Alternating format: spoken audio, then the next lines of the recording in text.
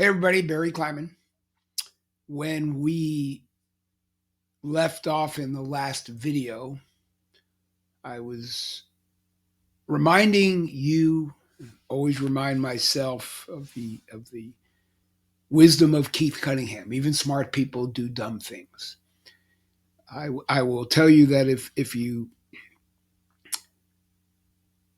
grasp that and internalize it, it's not like we're trying to do dumb things, but you can't let them stop you because it happens to everybody. Keith's story is amazing. Again, he's made, lost, and made back more money than I'll ever make in my lifetime by tenfold. He's a very smart man and honest. So the first thing is understand that for yourself, right? The other thing is, and this is, I guess, a little bit of a side note to this program, but when you run into people who have never made mistakes, those people you better run from pretty quick because they're full of it.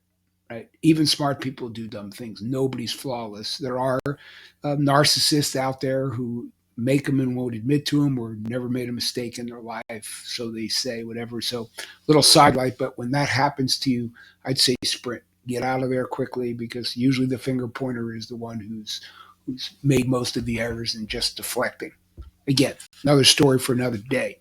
But so when you get it now, right? Even smart people do dumb things. And Keith told us, given the opportunity to have more good ideas or do less dumb things, give me less dumb every time. We don't want to make them. But the whole point of understanding yourself and clarity and what you want to happen is so that the amount of time you spend pulling the oar, trying to move yourself from A to B, from where you are to where you want to be, the clearer you are about where you want to be, um, the easier the pathway. You change your mind. You're human. We've talked all about this in previous segments, but this next part to try to eliminate do less dumb is something that again when I do this with people in live settings, you just see people wince and pull back. Not for me. I've got my own battles to fight, right? But getting clear, another step of clarity is again this whole what you want to happen thing is based on priorities. So I'm a serial plagiarizer, of course, as this whole program is built upon quotes from giants, quotes from other people, wisdom, people whose wisdom I've taken. And this time, I don't know that I'd necessarily call them giants in the scheme of anything but the music world. But the Eagles wrote this song in the long run, and the lyrics are: "Did you do it for love? Did you do it for money? Did you do it for spite? Did you think you had to, honey? Who's going to make it? We'll find out in the long run." So the question for this segment is: do you know what game you're playing? Do you actually know what it is you're trying to accomplish? Oh yeah, I do. Okay, I believe you. I have no reason to doubt you, but just for the sake of clarity, because these sessions, the previous one, this one, and next, are about clarity, drilling down on it. Do you know what game you're actually playing? Um, if you know the game, you know the rules, right? In tennis, the line is in. In basketball, the line is out. You got to know the rules of the game you're playing because if you don't know the rules, you will lose. But first, you got to know the game, right? So, are you chasing love, money, status, title, spiritual fulfillment, all the above? I don't know. I want you to know. So, again, in the scheme of writing, are you brave enough to put it into words? Are you brave enough to write down what game you're playing right now? Think about it like a competitor. If you don't know the game, there's no chance you're going to win. So, can you explain it to yourself? Can you explain the game you're playing and really why you've chosen that game? Okay. Um, Back when I was coaching high school basketball here in Berkeley, a mentor of mine at the time used to write on the whiteboard at halftime something that he called a win statement. WIN. It's an acronym for what's important now. Well, I love that, and I've morphed it, and I've written about it in my book. Again, there will be a link in the notes to get a free copy of my book. But win statement helps with the clarity outside the locker room as well. When we wrote it in the locker room, it was Who are we trying to stop? What turnovers are we trying to avoid? And whatever it was, what's important now to get us to the finish line? Same thing here. So we've got these spaces. They'll help you with your priorities.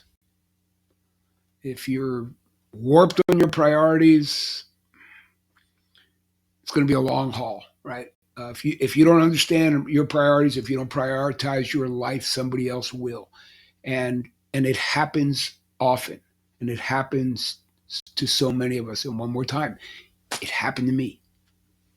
So very simple document, very simple segment. You can see it here on the page. What do you want to happen? What's important now?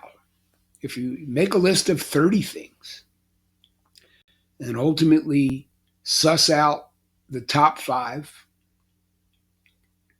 and then figure out what the top one is. We talked before about non-negotiables. This is now a deeper dive exercise into understanding what's important now. Well, you want to make a lot of money. Understand why. I'm not here once again to judge anybody or tell anybody what to do or what to be when they grow up or anything of the kind. I just want you to. I want you to win this 5th quarter.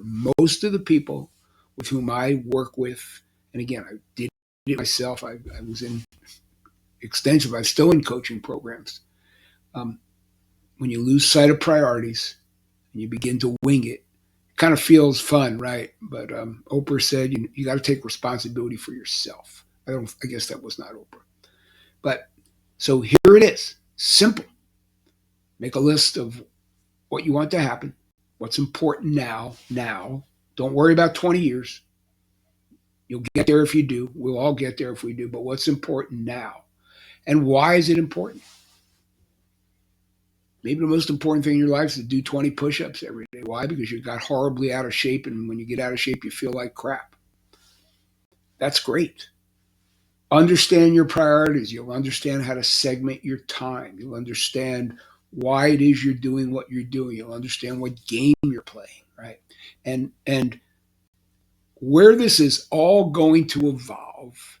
So these are stories, right, that you're telling yourself. All these things I'm asking you to do, all this writing I'm suggesting you do, is stories for yourself. So you can really see in this book of you that I would encourage you to write what you're doing, what you're about, what your thoughts and priorities and fears and hopes and dreams are.